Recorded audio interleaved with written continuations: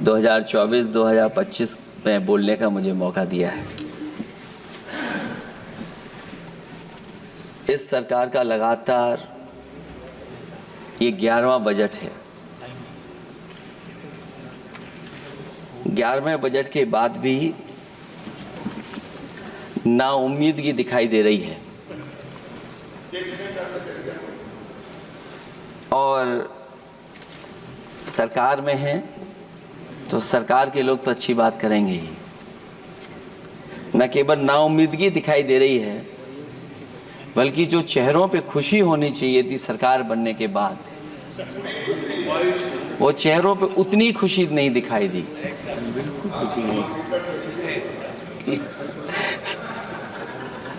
ये 11वें बजट में बेरोजगारों के लिए, युवाओं के लिए, गांव के लिए और उनकी तकलीफ परेशानी का जो मुद्दा है वो 9-2-11 दिखाई दे रहा है मुझे। महंगाई में घर चलाना, बच्चों को पढ़ाना और घर के बड़े बुजुर्गों की दवा इलाज से लेकर के महंगाई का जो सामना करना पड़ रहा है, ये बातें परिवार वाले बखूबी जानते हैं।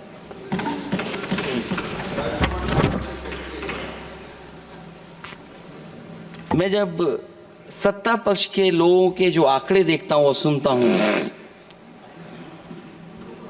अगर इतना सब कुछ 10 साल में अच्छा हुआ है तो आप हंगर इंडेक्स में कहां खड़े हैं? अगर 10 साल बाद भी यही बात सत्ता पक्ष की तरफ से आएगी कि हम कहां खड़े हैं। आपने बड़ा सपना दिखाया make in India. Uttar Pradesh जैसे बड़े स्टेट से सबसे ज्यादा लोकसभा के सांसद चुने जाते हैं। हमें कोई बहुत बड़ा प्रोजेक्ट नहीं मिला, कोई बड़ा प्रोजेक्ट नहीं मिला, प्रधानमंत्री जी मिले हमें। और अगर कोई सभापति महोदय कोई बड़ा प्रोजेक्ट मिला हो 10 साल में, कोई आईआईएम मिला हो, कोई आईआईटी मिली हो और जो ट्रिपल आईटी किसी समय पर उत्तर प्रदेश को मिली थी, क्या उसमें क्या सहयोग सरकार की तरफ से हुआ है? न केवल ये संस्थाएं बल्कि गवर्नमेंट जो एजुकेशन की इंस्टीट्यूशंस हैं वो सेंट्रल की तरफ से कौन सी नई आ गई? मेडिकल के क्षेत्र में कोई बड़ा संस्था आई हो? जो 2 एम्स आए हैं, मुझे याद है कि रायबरेली का एम्स भी समाजवादी सरकार में जमीन दी गई, उसके परिणाम है कि वह एम्स बन गया। गोरखपुर में भी जो एम्स आया, समाजवादी सरकार थी, जमीन दी गई, तब एम्स आया। और जो एम्स आ भी गए हैं अगर वहां 2, क्या उनमें पर्याप्त इलाज मिल पा रहा है? केवल यही नहीं, मेक इन इंडिया सपना तो ये दिखाया गया था कि अगर प्राइवेटाइजेशन हो जाएगा तो नौकरियां मिल जाएंगी। कुछ हद तक तो बहुत सी चीजें प्राइवेटाइज हो गईं, लेकिन नौकरियां कम होती चली गईं।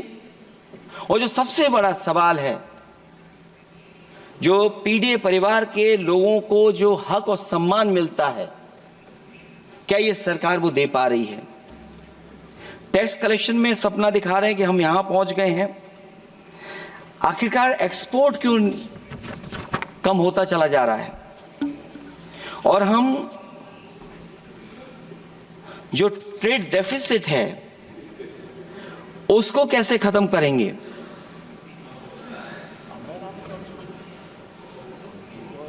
दस साल में अगर हम वहीं के वहीं खड़े हैं और कोई ऐसा कुछ न दिख रहा हो और परिणाम जो रिजल्ट आए हैं यूपी के, उसमें दिखाई दे रहा है कि आपने कितना काम किया है। सभापति महोदय, अगर ये सब कुछ अच्छा किया होता तो क्या परिणाम ऐसे आए होते?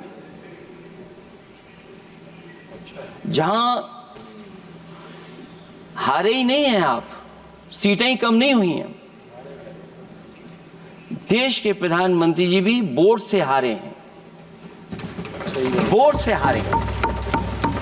जो कभी 5 लाख तक जीतना था जिन्हें, या 10 का टारगेट बनाया था, कितने से जीते? तो कम से कम इन चीजों को तो देखें। मैं जब सुनता हूं सत्तापक्ष लोगों को तो मुझे वो लाइनें याद आ जाती कि वो झूठ बोल रहा था, बड़े सलीके से मैं एतवार न करता तो और क्या करता।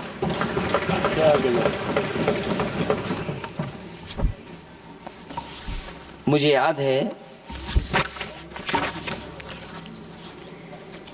कि देश के प्रधानमंत्री जी ने जनकपुर में एक झंडा दिखाया था और उस बस में 35 लोग बैठ करके अयोध्या आए थे। सभापति महोदय, उस समय भी मैंने मांग की थी कि जहां से जनकपुर से यात्रा शुरू हो रही है और अयोध्या तक बस से लोग आएंगे तो पता नहीं कितने घंटों में आएंगे। मैंने मांग की थी कि वहां से लेकर के अयोध्या तक एक्सप्रेसवे बनना चाहिए कि कम से कम जो जनकपुर से आए और अयोध्या दर्शन करने आ रहे हैं और बस से आ रहे हैं, कम से कम उनकी तकलीफ परेशानी तो कम होती। जो आप कहते हैं कि एफडीआई बहुत आया है, मैं अभी सुन रहा था, कहा कि टेलीफोन बनने लगे। टेलीफोन बन नहीं रहे हैं, मोबाइल बन नहीं रहे हैं। वो समाजवादी पार्टी के समय पर नोएडा में जो इंडस्ट्रियल पॉलिसी थी, इलेक्ट्रॉनिक पॉलिसी थी, उसके तहत आई थी। वो इंडस्ट्री जितनी आई है उस समय उस पॉलिसी के तहत आई और बन नहीं रहा है। मेक इन इंडिया नहीं हो रहा है। लेकिन जमीन किसने दी है? जमीन किसने दी थी उन लोगों को? बिना जमीन पर हवा में बना दो तो मैं आपका धन्यवाद दूंगा। उस पॉलिसी के तहत वो झूठ बोल रहा था बड़े सलीके से। आप कह रहे हैं कि एफडीआई लाए हैं हम लोग। एफडीआई, अगर पूरे देश का हम एफडीआई देखें तो उत्तर प्रदेश को कितना एफडीआई मिला है? सभापति महोदय, अगर 1% से ज्यादा भी एफडीआई उत्तर प्रदेश को मिला हो तो बताइएगा आप। जो प्रोजेक्ट डिले हो रहे हैं, जिसकी वजह से कॉस्ट ओवररन हो रही है, उसका जिम्मेदार सभापति महोदय कौन है? डबल इंजन की सरकार है। लखनऊ में भी सरकार आपकी है, दिल्ली में भी सरकार आपकी है। आखिरकार ऐसा क्यों हो रहा है? और आज ही जब सदन में सभापति महोदय हम लोग आए हैं तो एक और रेल एक्सीडेंट की खबर सुनी है। जब से ये सरकार आई है, रेल एक्सीडेंट्स और पेपर लीक में कंपटीशन चल रहा है कि कौन आगे जाएगा।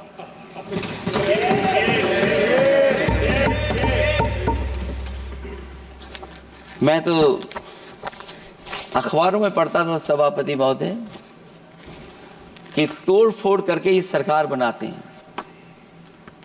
अभी एक सदस्य पिछली बार वो तोड़ फोड़ कर करके शायरी भी बनाने लगे हैं। जो प्रोजेक्ट और जिस प्रोजेक्ट के लिए प्रधानमंत्री जी एयरफोर्स का सबसे बड़ा हवाई जहाज हरकुलिस विमान लेकर के आए थे और वो सड़क पर उतरे थे, वो एक्सप्रेसवे पर उतरे थे।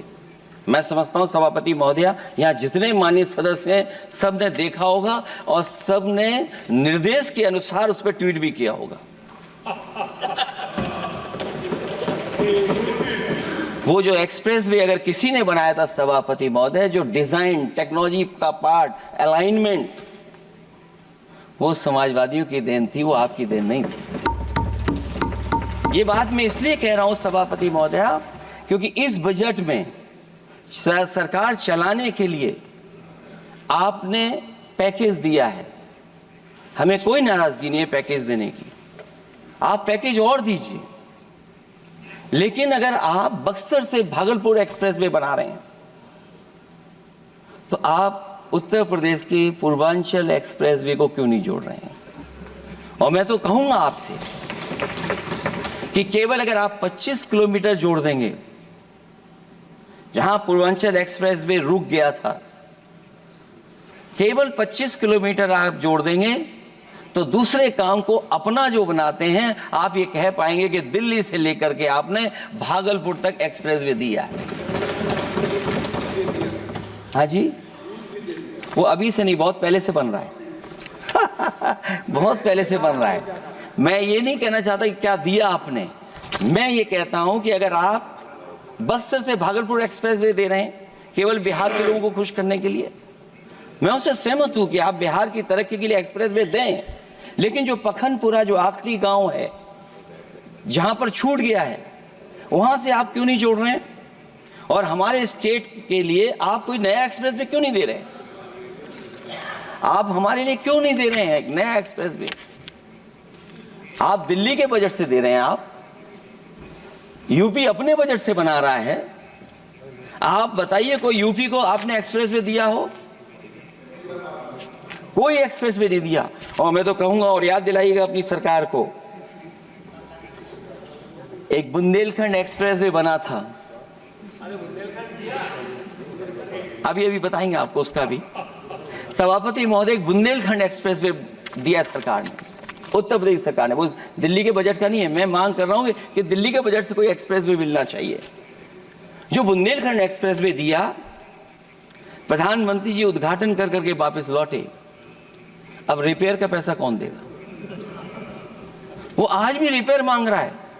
सभापति महोदय, कोई कल्पना कर सकता है कि नया एक्सप्रेसवे बना हो जिसका प्रधानमंत्री जी ने उद्घाटन किया हो, वो आज रिपेयर मांग रहा हो?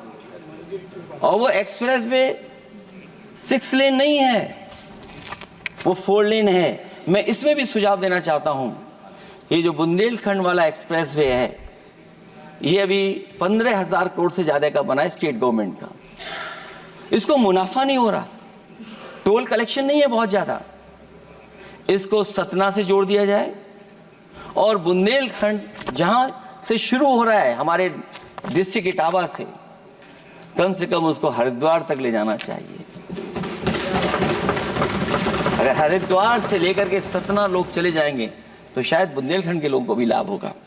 और सबसे बड़ी बात है सभापति महोदय, दिल्ली और लखनऊ मिलकर के उन एक्सप्रेसवे की सेफ्टी से और उसकी डिजाइन से खिलवाड़ कर रहे हैं। जो इंडियन रोड कांग्रेस कहती है, जो डॉक्यूमेंट कहता है, वो ये कहता है कि मीडियन सड़क का 12 मीटर से लेकर के 14 मीटर होना चाहिए। आप जाकर के देख के आइए, जो पूर्वांचल वाला बना है उसका मीडियन कितना है? क्या भविष्य में आपने चलने वालों की सेफ्टी के साथ खिलवाड़ की है कि नहीं की है? ये आपको विचार करना पड़ेगा।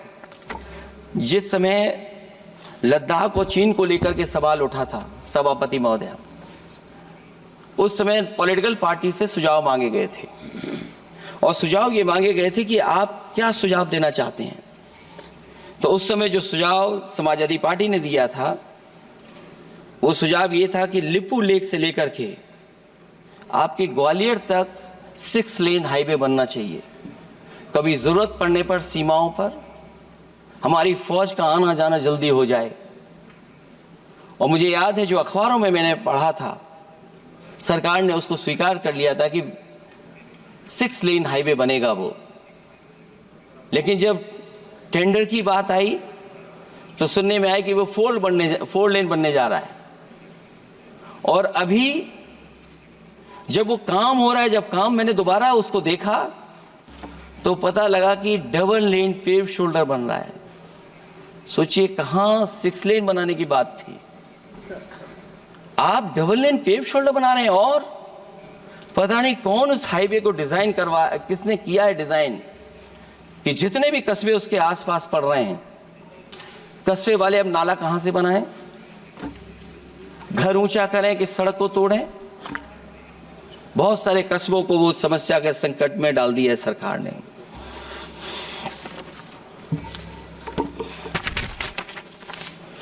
जो सरकार मंचों से ये कहती थी कि हम किसानों की आय दोगुनी कर देंगे, आज तो 11 साल हो गए सरकार को। किसान की आय दोगुनी हो गई क्या सरकार बताए? और अभी मैं बहुत सारे माननीय सदस्यों को जब सुनता हूं तो वो कहते हैं कि हम एमएसपी दे रहे हैं। अगर आप एमएसपी दे रहे हैं तो उसकी कानूनी गारंटी क्यों नहीं दे रहे हैं आप कानूनी गारंटी दीजिए। और फिर कई बार सुनने को मिलता है कि हॉर्टिकल्चर क्रॉप्स के लिए आप क्या कर रहे हैं, उसके एमएसपी की कब तैयारी करेंगे आप? और फिर आय दोगुनी में आप कितना देंगे किसान को? जो पिछले बार बजट में कहा गया था कि एग्रीकल्चर इंफ्रास्ट्रक्चर के लिए 1 लाख करोड़ देश को मिलेगा। अगर 1 लाख करोड़ देश को मिला होगा एग्रीकल्चर इंफ्रास्ट्रक्चर को, तो कम से कम यूपी का शेयर कुछ तो रहा होगा। सभापति महोदय, सरकार ने अगर एक भी मंडी बनाई हो तो बता दें। हाँ, ये अलग बात है कि अगर आप कोई चीज सुधारने के लिए कोई परिवर्तन कर रहे हैं, स्टोरेज के लिए किसी को पहले ही बता दे रहे हैं, वो बात अलग है। लेकिन किसान कहां जाएगा जहां उसको रेट मिलेगी? और फिर ये इस बजट में कहा जा रहा है कि हम 109 high yielding and climate resilient varieties लाएंगे। तो सभापति महोदय, हम अपने माननीय मंत्री से कहेंगे कि वो ग्लोबल वार्मिंग के लिए जो आप काम पिछले कितने वर्षों से कर रहे हैं, क्या हुआ उस ग्लोबल वार्मिंग का? COP21 में भी आप हुआ है, G20 में भी आपने आश्वासन दिया और कुछ नहीं किया। तो आपको क्या लाना पड़ रहा है? 109 high yielding and climate resilient varieties. आप मुझे बताओ किसान पर कब तक पहुंचाओगे आप? और उसको पहुंचाने के लिए आपके पास क्या इंतजाम है? और फिर दूसरे पैराग्राफ में फिर बदल जाते हैं आप। अभी आप बात कर रहे हैं रेजिलेंट वैरायटीज की और फिर आप कह रहे हैं कि हम नेचुरल फार्मिंग को बढ़ावा देंगे। सभापति महोदय, इस सरकार बताए कि रेजिलेंट क्रॉप सीड्स कब तक पहुंचा देंगे, उससे लाभ किसानों को कैसे मिलेगा? और फिर नेचुरल फार्मिंग जो अभी भी कर रहा है किसान कई जगह पर, उसके लिए क्या अलग से पैकेज है आपके पास बजट में? आपने तो केवल सभापति महोदय एक चीज सीखी है पार्ले जी बिस्किट से, महंगाई और मुनाफा। इस सरकार ने 10 साल में डीएपी की बोरी को और खाद की बोरी को छोटा कर दिया। इससे और ज्यादा छोटा मत करना आप। और आपने डीएपी, जब किसान डीएपी लेने गया तो सरकार ने कहा कि बिना नैनो यूरिया के आप नहीं मिलेगा आपको। मैं सरकार से जानना चाहता हूं कि नैनो यूरिया से क्या लाभ पहुंचा है किसानों को, ये बताइए। नैनो यूरिया से क्या लाभ पहुंचा है सरकार बताए।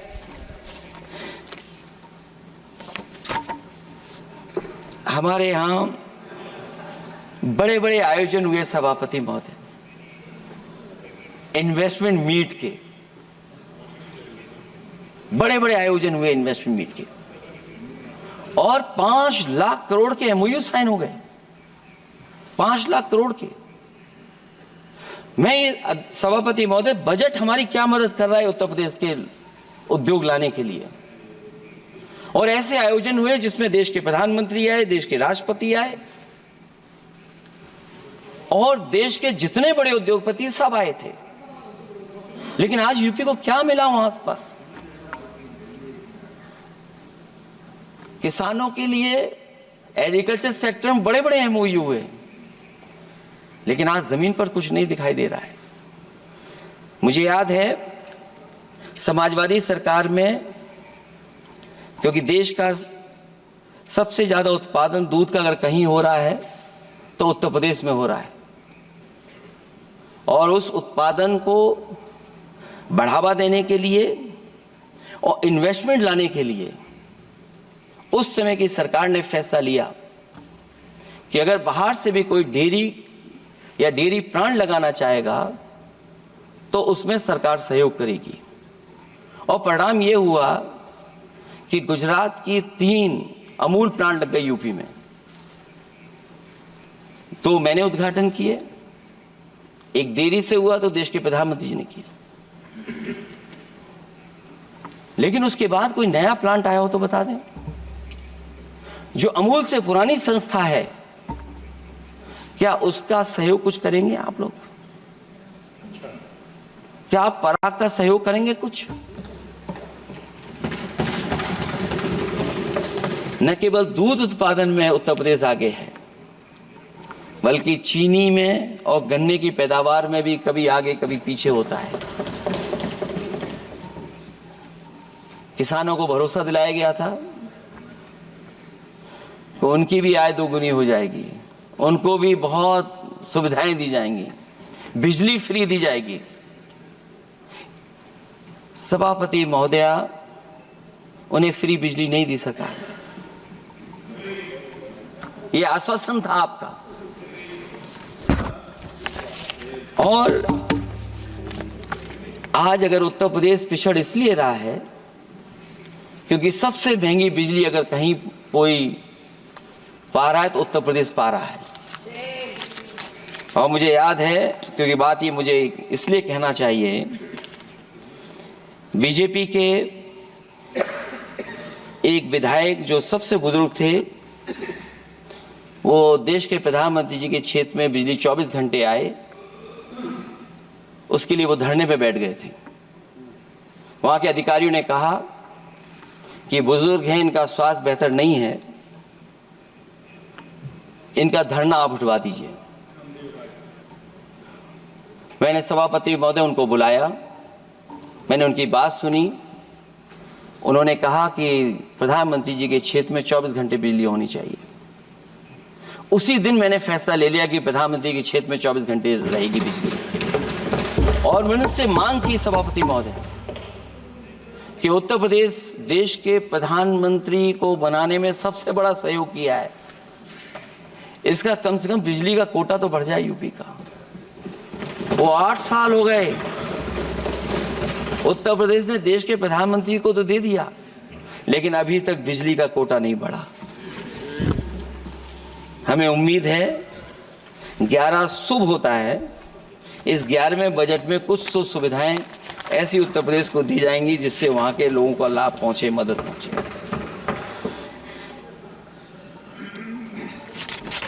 जहां किसान आत्महत्या कर रहा है, और पिछले 10 साल में सरकार जानती होगी कि कितने किसानों ने आत्महत्या की है, लाखों लाख किसान आत्महत्या कर चुके हैं। जहां किसान तकलीफ और परेशानी में है, वहीं सबसे ज्यादा अगर संकट किसी चीज पर आया तो वो नौकरी पर आया है, रोजगार पे आया है। जब सरकार का बजट मैं पढ़ता हूं तो जो स्कीम्स लाई जा रही हैं उसमें, क्या ये स्कीम नौजवान को पक्की नौकरी दिलाएगी? क्या इन स्कीम से 5,000 रुपए देकर के आप नौजवान का भविष्य बनाना चाहते हैं? आप क्या दे रहे हैं आप? और मुझे तो ये लगता है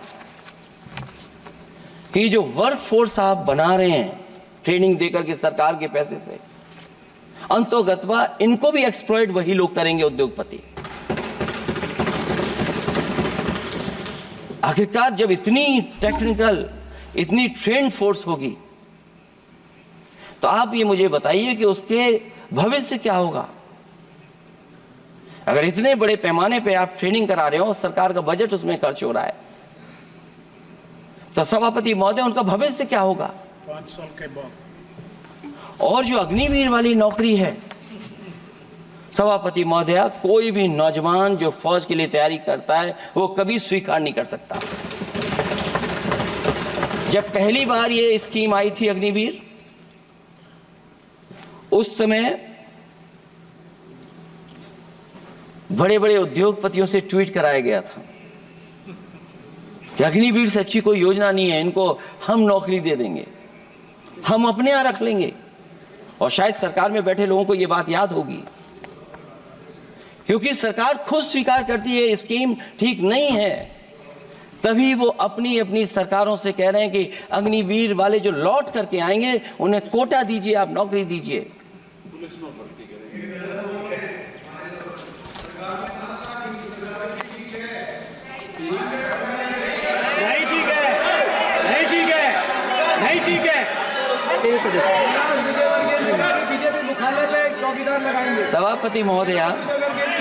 सभापति महोदय, मैं बैठ जाता हूं, आप खड़े होकर के कह दीजिए अग्निवीर व्यवस्था अच्छी है।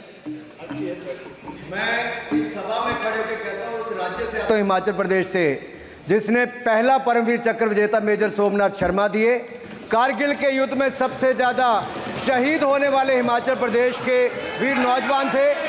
4 परमवीर चक्र विजेता हुए, उसमें से 2 कैप्टन विक्रम बत्रा और सूबेदार संजय कुमार हिमाचल प्रदेश से हुए। और मैं कहता हूं, जी हां, जो लंबे समय से मांग थी 1 रैंक 1 पेंशन की किसी सरकार ने पूरी नहीं की, वो नरेंद्र मोदी जी की सरकार ने यहां पर पूरी की है। और मैं एक बात और कहता हूं, अखिलेश यादव जी सुन ले, अग्निवीर में 100% एम्प्लॉयमेंट की गारंटी है और रहेगी। माननीय सदस्य साहब अपनी बात। सभापति महोदय, जो मैंने बहुत छोटा सवाल पूछा था, मैं दूसरी बात कहता हूं। अगर ये जो बात आप कह रहे हो, तो आपको जरूरत क्यों पड़ रही कि आपको उत्तर प्रदेश में और प्रदेशों में कोटा देना पड़ रहा है 10%? सभापति महोदय, बैठिए। सभापति महोदय, जहां तक परमवीर, रुक जाइए।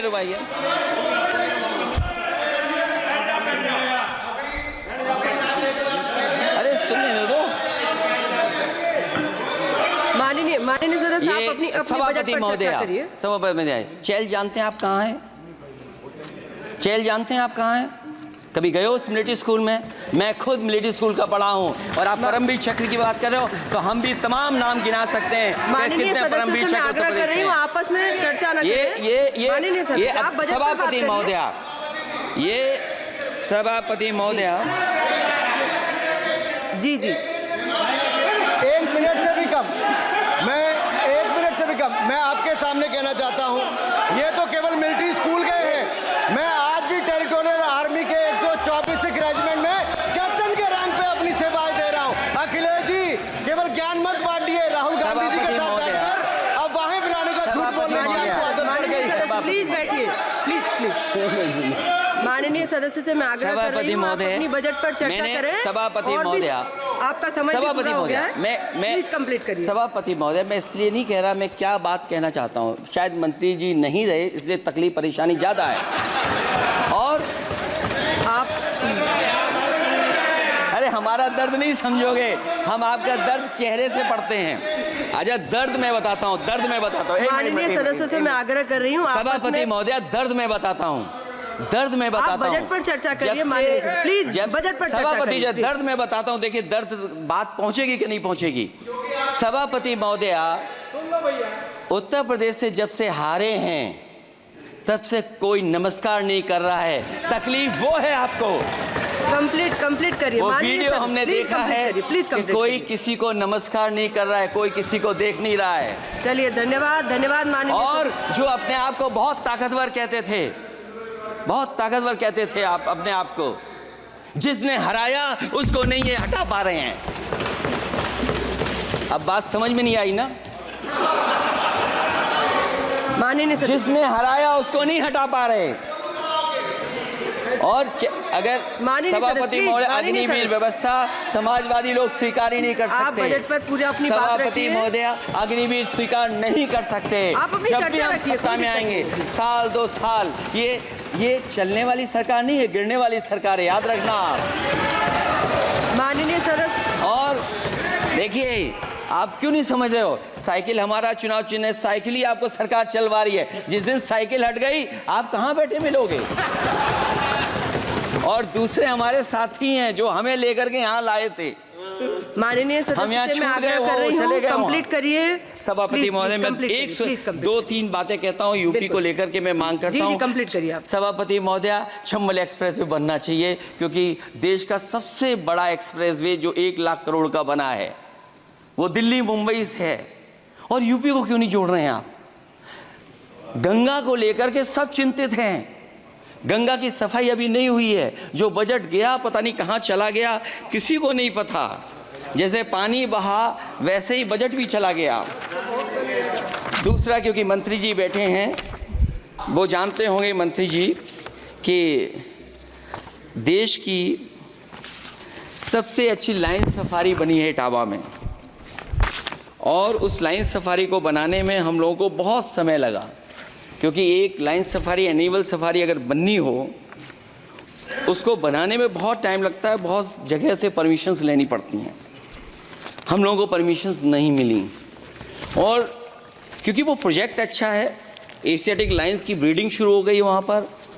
ये सरकार इसलिए नहीं शुरू करना चाहती है क्योंकि वो समाजवादियों ने बनाई है। पहली बार देश में एशियाटिक लाइन्स पैदा हो रहे हैं।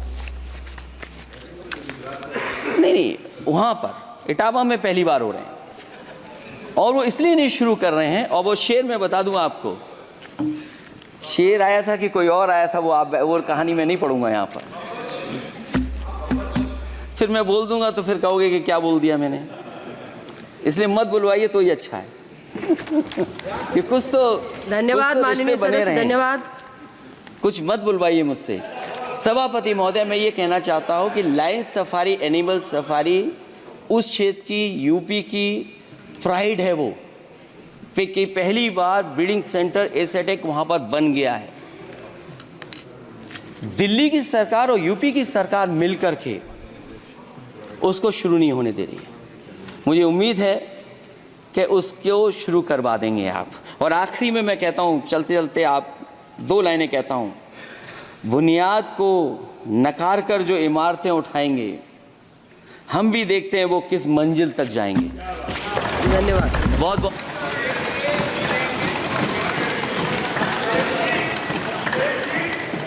अखिलेश जी, कुछ ज्ञान माननीय विपक्ष के नेता को भी दे दीजिए। आपने अच्छा भाषण दिया, उनको भी सिखा दीजिए।